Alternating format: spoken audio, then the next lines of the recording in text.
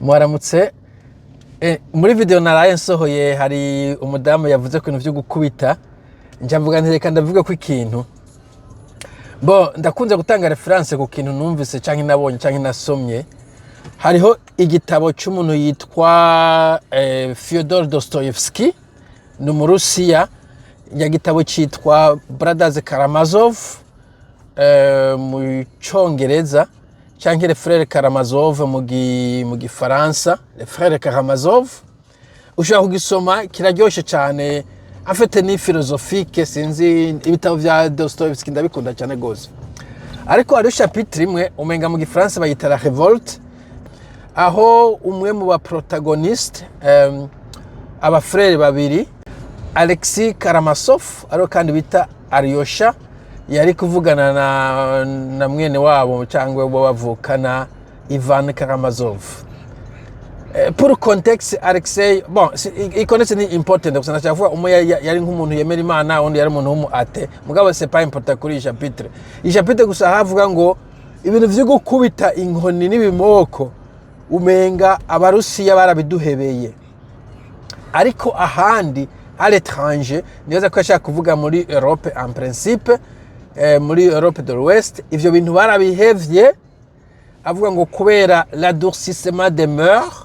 Sinzi cyo ashatse kuvuga donc ko imico novuga ko yateye iba human, donc abantu n'abantu ntabwo ari bikoko, ariko navuga ngo mais aussi parce que les lois naturelles interdisent l'homme à fouetter son proche. Ibintu nk'ivyo simeretse kugisoma mugabo ukabivuze ko donc biri contre nature ko umwana w'umuntu akuta uwundi mwana w'umuntu.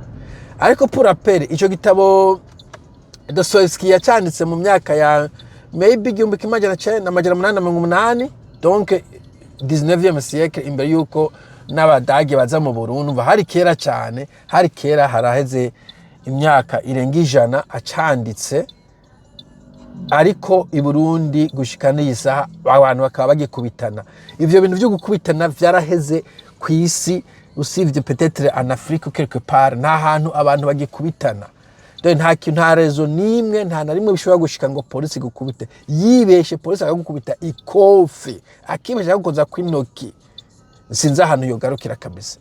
Nta na rimwe polisi irekuwe gukubita umuntu. There is no circumstances polisi irekuwe gukubita umuntu. Ahubwo ngira nakurashiyo babarirwa gusoma umuntu yagukubise ikofi, mugabo on va pas là-bas.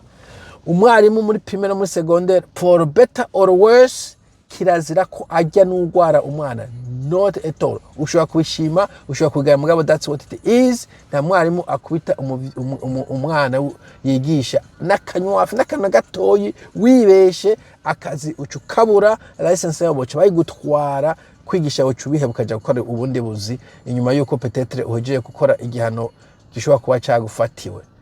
N'abavyeyi hariho anti spanking law whatever, benshi barabikora bien sûr, binyegeje ko kenshi na kenshi polisi ntira ahantu hose irasurveya, mugabo kirazira ko n'umwana wavyaye umukubita kanywafu. Abavyeyi benshi ntitubishima, twashima ko tunyawafura abana, mugabo ndi kuvuga uko biri, note uko vyatuza kumera, how it should be.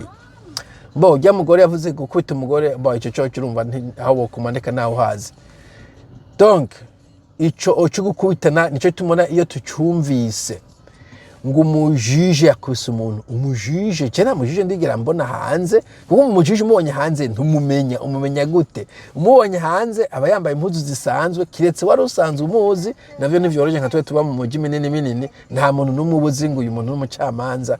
Urumva polisi niho hahandi, polisi bari ku kazi bagukomakoma ari uko urenze amategeko runaka, naho nyene nta muntu agukora ko kiretse iteko warenze ari violent. Polisi je narenze speed ahagarara kwidisha akavuga mate, warengeje speed, warengeje kwibi nibi, ashaka kugira ikigongo ati genda yo muri nko mu gahinga nyene ahantu novuga ati nubwo warengeje speed ko ari mu gahinga nta muntu wari kugonga. C'est pas discretion, ariko kenshi ivyo nzi kenshi muganira, ariko kwandikira itike, uwarugiye he none nanjye hari urihuta cyane, yego next time ugende gahoro amax akunze kubera ngakorera na speeding, akaba sorry officer akaja guitike ati bye bye, thank you, have a nice day. nta vyo kugwana, nta vyo gutukana, nta vy'amakarateka, nta vy'amateke, nta kugukikinga in the groin. Ivyo bintu ni sauvagerie ikiturimwe, ni primitivite ikiturimwe.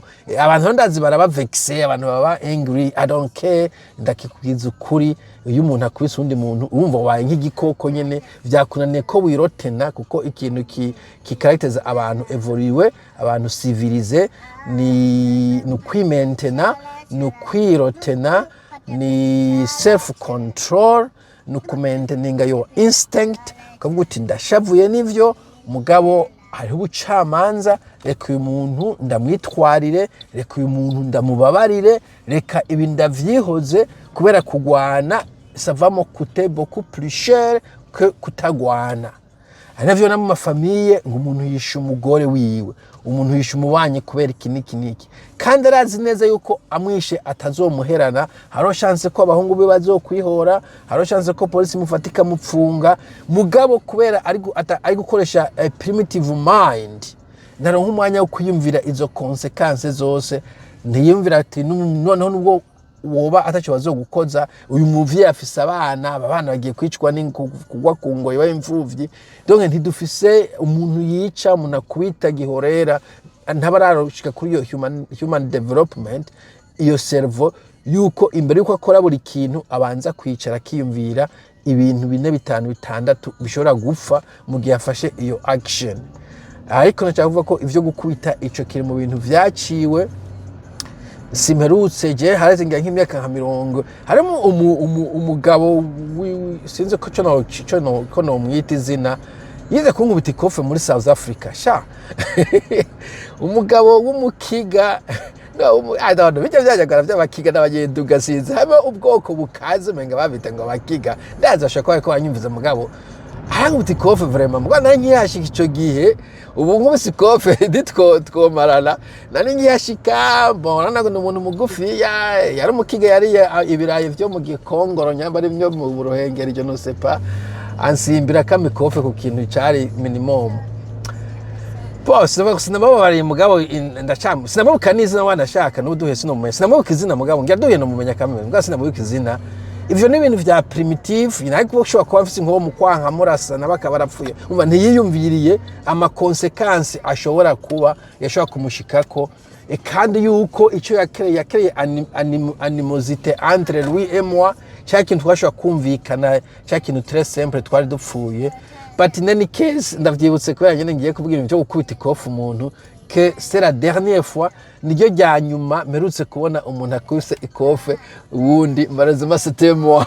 Kandi yaza ko ari umuntu ngira yankubise ikofe mu buzima, nta makofe menshi nari en tout cas hari azigiye atamuntu ankubise ikofe, en tout cas ngo je kenshi na kenshi ndi Burundi unkubise twarahura, nubwo ntari mfise inguvu nyinshi, mba ngacu ge nangishe muri South ndi mushasha bla bla bla, man aranansurprendre ko se nitize umuntu ko ashobora gukubita ikofe.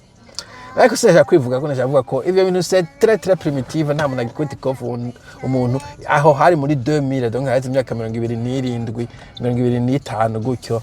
But c'est une primitivité sauvage kwiyumvira ko kubita undi muntu, yabikofe yabinkoni yabinkoho yaba urusoro yaba bayonete vyabigiki ivyo byose bakubitisha barundi kazi, no kuraba ukuntu iyo ushavuye wirotena ukibaza ibibazo 15 imbere yuko ukora ikintu. Hanyuma kandi ndazi yuko kenshi na kenshi ubutungane butahari, muga kenshi na kenshi gukubita si ubutungane, kenshi na kenshi usanga wavyuye un cycle de violence idahera, ugasanga abana bakandi kwihora cyangwa umuntu wamukubise ikofe agajazana imbuga itamwijura akagukerera. Nibutse abanyamerika n'abafise amanyama hagiye baje mu bihugu nka za Philippines, bakabona abantu baho ni bato babonye ari bato bati umuntu no mukubita akagira akamukubita, bagaca bagenda muhira bakazana famiye yose n'ubuhiri rimwe n'inkoho wanashaka bakagukubita cyangwa bakakurasa, ugasanga urahakomerekeye kandi waruzi ngo urakomeye, kubera ikintu wiyumviriye uyu muntu ubwo ari umwe ashobora kuba afise abafrere ejo bazonzira. Ndashaka kuvuga ko ubuvyuye uba wuguriye Pandora box, umuntu ashobora kuba afise inziga akazoga kukwihora akaguca inyuma akakubitira umwana nawe. Urumva ico gihe mbona ko kenshi na kenshi mu bihugu biri develope haba hari ubutungane, ikintu cyose murababaranira pour la plupart des cas n'ibintu wo mubabarira bene abantu bakubita ikofa ngo muna gutsita ugaca mukubita yawuseka atabibonye nabwo gize n'amanyama none umukubitiye iki umwana w'ishuri mwaje uti kosani ya 24 ne kangata ndayonze ugaca umukubita none umukubise atakiza aca kimenya urumva nta kosa yakoze kubona atarakizi mvuga ko natwe twage turabicamo natwe twabaye muri ivyo bihugu tutaramenya mugabo uko twevuriwa ni kumenya ko gukubita cyaba ikofu cyaba ikindi kintu ari reaction animalistique primitive abantu bagomba kurengana bagakoresha izindi nzira za reconciliation zo gusabana imbabazi no gukoresha ubutungane buba buzwe. Voilà, sinobarambira mugire umunsi mwiza, bye bye.